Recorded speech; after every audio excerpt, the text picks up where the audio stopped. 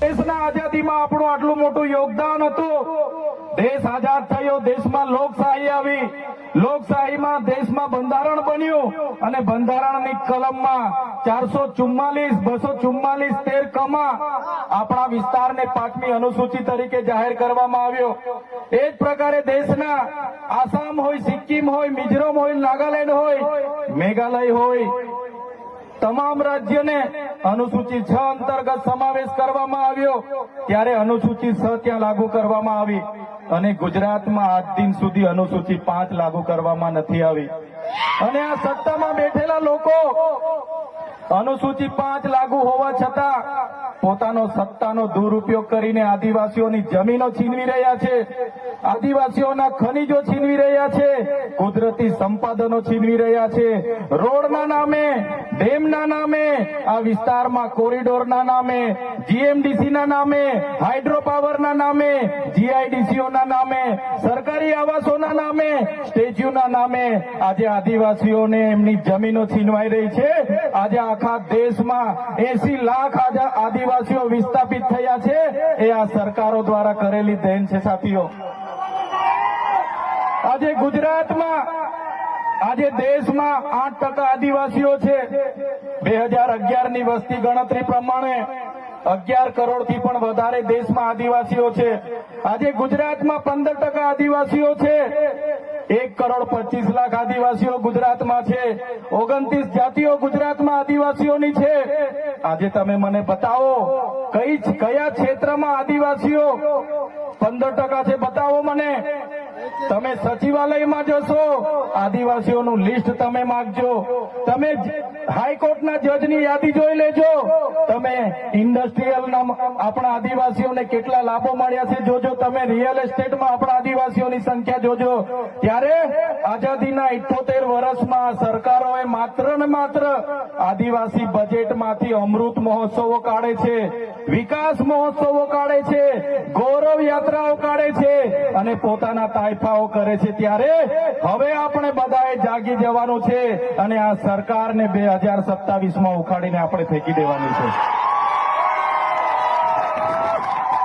સાથીઓ, અમે 4 વર્ષ પહેલા જનનાયક બિરસા મુંડાજીની પ્રતિમા ડેડિયાપાડામાં સ્થાપના કરતા હતા અને એમના વિચારોને ઉજાગર કરવા માટે, એમના વિચારોમાંથી આવનારી પેઢી પ્રેરણા લે માટે અમે ત્યાં પ્રતિમા સ્થાપિત કરતા હતા। ત્યારે આ ભાજપના સાંસદ મનસુખભાઈ વસાવા, 3 જિલ્લાની પોલીસ અને એમના આરએસએસ વાળાએ આપણને ત્યાં પ્રતિમા સ્થાપતા અટકાવી દીધા હતા અને પ્રતિમા સ્થાપતા આપણા ઘણા લોકોને ડિટેન કર્યા હતા। 3 જિલ્લાની પોલીસ અમને પકડવા માટે આવી હતી, છતાં આપણે એમનાથી ડર્યા નથી અને બિરસા મુંડાની પ્રતિમા ડેડિયાપાડામાં સ્થાપિત કરી છે। ત્યારે આજે દેશના વડાપ્રધાનને આજે ડેડિયાપાડા આવવું પડે એ આપણા બધાની તાકાત છે। ત્યારે વડાપ્રધાન ડેડિયાપાડા આવે છે ત્યારે લોકોને ભેગા કરવા માટે 500 કરોડ આદિવાસી બજેટમાંથી જોગવાઈ કરવામાં આવી છે। હજારો બસોની વ્યવસ્થા કરવામાં આવી છે અને બધા કર્મચારીઓને એમાં લગાડી દેવામાં આવ્યા છે। આજે ડેડિયાપાડાના ગામડાઓમાં ટીડીઓ ના મળે, તલાટીઓ ના મળે એવા ગામડાઓની ગલીઓમાં આ ગુજરાતના નાયબ મુખ્યમંત્રી, એમના મંત્રીઓ, એમના સાંસદો, એમના ધારાસભ્ય ડેડિયાપાડાના ગલીઓમાં 4 દિવસથી ફરે છે। જે લોકો એસી ચેમ્બરોમાંથી બહાર નહોતા આવતા, જે લોકો ગાંધીનગરમાં પડીએ ફતારીએ રહેતા હતા, એ લોકોને ગામડે ફરતા કરી દીધા। એ આપણી બધાની તાકાત છે ભાઈઓ। ત્યારે નરેન્દ્રભાઈ મોદી આપણા કુળદેવી માતાના દર્શને જવાના છે। દેવ મોગરા એ મહારાષ્ટ્ર, મધ્યપ્રદેશ, ગુજરાત ગુજરાત અને રાજસ્થાનના લાખો લોકોનું આસ્થાનું કેન્દ્ર છે અને દેવ મોગરા જઈને રાજનીતિ જ્યારે કરવા માંગે છે ત્યારે નરેન્દ્રભાઈ મોદીને હું આ મંચ પરથી કહેવા માંગુ છું, તમને જો આદિવાસીઓ માટે હિત હોય તમે દેવ મોગરા જજો, તમે હિજારી લઈને આવજો, તમે મવડાનો ચોખ્ખો દારૂ એક બોટલ લઈને આવજો, તમે એક મરઘો લઈને આવજો, એક બકરો લઈને આવજો, દર્શન કરીને એની પ્રસાદી કરીને તમે ત્યાં જ જમીને પછી જજો. ત્યારે અમે માનીશું કે તમે આદિવાસીઓના હિતે જ છો. તમે આદિવાસીઓ માટે આજ દિવસ સુધી તમે 24 વર્ષથી રાજનીતિમાં છો, આગળ મુખ્યમંત્રી હતા, હમણાં વડાપ્રધાન છો. આદિવાસીઓ આજે શિક્ષક માટે આંદોલન કરે છે, શાળા માટે આંદોલન કરે છે, નર્મદાના પાણી માટે આંદોલન કરે છે, પોતાની જમીનો બચાવવા આંદોલન કરે છે, જીએમડીસીઓ હટાવવા આંદોલન કરે છે, જીઆઈડીસીઓમાં રોજગાર માટે આંદોલન કરે છે. ત્યારે નરેન્દ્રભાઈ મોદીજીને કહેવા માંગુ છું, હવે અમે લડેંગે, જીતેંગે, જિંદાબાદ, મુર્દાબાદ, આવેદન નિવેદન કરવા માંગતા નથી. હવે અમે લડવા માંગતા નથી. હવે ધરણા પ્રદર્શન બંધ, હવે આંદોલન બંધ. જો અમારી 5મી અનુસૂચિ, જો અમારા પૈસા, જો અમારી અનામત, જો અમારી 73 એની જમીનોને આવનાર દિવસોમાં જીએમડીસીના નામે માગશો, માલસામોટ પ્રોજેક્ટના નામે માગશો, હાઇડ્રો પ્રોજેક્ટના નામે માગશો, અણુ મથકના નામે માગશો, તો અમે આંદોલન નથી કરવાના, અમે નેપાળવાડી કરવા માટે ગાંધીનગર આવવાના છે. અમે નેપાળવાડી કરવા માટે ગાંધીનગર આવીશું. તે દિવસે તમારો ને અમારો સામનો થશે, તે દિવસે ખબર પડશે ઓરિજિનલ આદિવાસીઓ કોણ છે.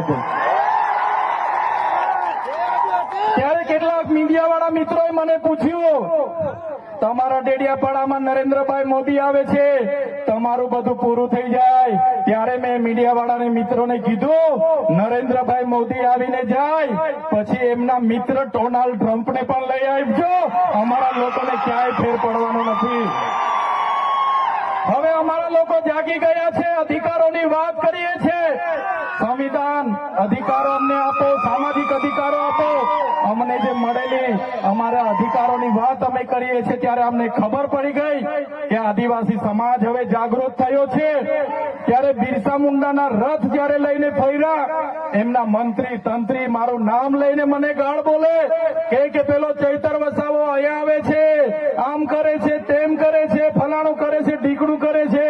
એ મંત્રીઓને પણ કહેવા માંગુ છું, એ પ્રદેશ પ્રમુખને પણ કહેવા માંગુ છું, ચૈતર વસાવાને ગાળ બોલવાથી અમારા આદિવાસીઓનું ઉત્થાન નથી થવાનું. તમે આદિવાસીને ઉત્થાનની વાત કરો. મને ગાળ બોલવાથી અમારા લોકોનો જો વિકાસ થઈ જવાનો હોય તો હું દરરોજ તમારી ઓફિસે તમારી ગાળ ખાવા માટે પણ તૈયાર છું. સાથીઓ, અમે અનંતભાઈ સાથે વિધાનસભામાં લડીએ, રોડ પર લડીએ, સદન પર લડીએ અને આદિવાસીઓની ન્યાયની વાત કરીએ, અધિકારની વાત કરીએ. આ લોકોને ગમતું નથી. અનંતભાઈ પર અનેક કેસ થાય, મારા પર અનેક કેસ થાય, અમને જેલોમાં નાખવામાં આવે, પણ અમે આ સરકારની જેલોથી અમે ડરવાવાળા લોકો નથી, અમે લડવાવાળા લોકો છે. સાથીઓ, આ મંચ પરથી કહેવા માંગીએ છીએ, આ ચૈતર વસાવાના, અનંત વસાવાને જયારે સમાજની જરૂર પડશે અમે આ ધડ ધરવા માટે પણ તમારી સાથે તૈયાર છે. આ ધડ ધરવા માટે પણ અમે સમાજ માટે તૈયાર છે. એક ગુજરાતના મુખ્યમંત્રી ભૂપેન્દ્રભાઈ પટેલ, એક ગુજરાતના ઉપમુખ્યમંત્રી હર્ષભાઈ સંઘવીની પોલીસમાં પાણી નથી કે આ ચૈતર વસાવાના અનંત પટેલને હેરાન કરી શકે. ત્યારે સાથીઓ, જાગવાની જરૂર છે.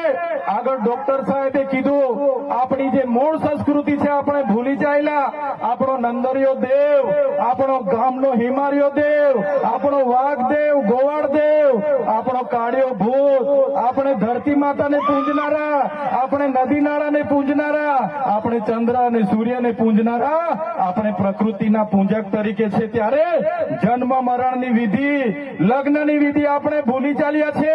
ત્યારે આજે આ લોકો આપણા પર જાતિનો દાખલો માંગે છે, પુરાવા માંગે છે. ભણેલા છોકરાઓને પૂછી લો. સાથીઓ, જે આપણી રીત પરંપરાઓ છે, આપણો જે પહેરવેશ છે, આપણા પૂર્વજો આઝાદી પહેલા ઓળખી કાઢતા હતા. ગોરા અંગ્રેજો આવ્યા, એમના પહેરવેશ, એમની બોલી પરથી આપણા પૂર્વજો જાણી ગયા કે આપણા દુશ્મન છે. આજે તો આપણે એ લોકોની સંસ્કૃતિ અપનાવતા થઈ ગયા, એ લોકોના પેન્ટ શર્ટ પહેરતા થઈ ગયા, એ લોકોના જીન ટી શર્ટ પહેરતા થઈ ગયા, એ લોકોના બૂટ સૂટ આપણે પહેરતા થઈ ગયા. આપણી બહેનો પણ આજે પંજાબી પહેરતી થઈ ગઈ, ડ્રેસ પહેરતા થઈ ગયા, ચણિયા ચોરી પહેરતી થઈ ગઈ, જીન્સ ટી શર્ટ પહેરતા થઈ ગયા. ત્યારે આવનારા દિવસોમાં આપણો દુશ્મન કોણ છે તે આપણને ખબર પડવાની નથી. ત્યારે આપણે મૌલિક નૈતિક મૂલ્યો આપણે જાળવવા પડશે. આપણી બોલી ભાષા આપણે સાચવવી પડશે. આપણો પહેરવેશ, આપણી સંસ્કૃતિ, આપણા વારસામાં મળેલી આપણી પરંપરાઓ, રીત રિવાજો આપણે સાચવવા પડશે. સાથીઓ, આપણા વિસ્તારમાં વૈશ્વિકરણના નામે જમીનો છીનવાય છે. ઔદ્યોગિકરણના નામે જીઆઈડીસી આવી, એમાં જમીનો છીનવાઈ ગઈ. અને તમે જોઈ લો, આજે ધર્માંતરણના નામે આદિવાસીઓને ભોળવામાં આવે છે. આજે શિક્ષણના નામે ધર્મના પ્રચારો થાય છે. ત્યારે મારા આદિવાસી સાથીઓને કહેવા માંગુ છું, જે દિવસે આપણે આજે આદિવાસી તરીકે મટી જઈશું તે દિવસે આપણું અનામત પણ આપણને મળવાનું નથી. તે દિવસે આપણે જમીનો પણ બચાવી નથી શકવાના. સંવિધાને આપેલી જળ, જંગલ, જમીન પરના અધિકારો પણ નથી બચાવી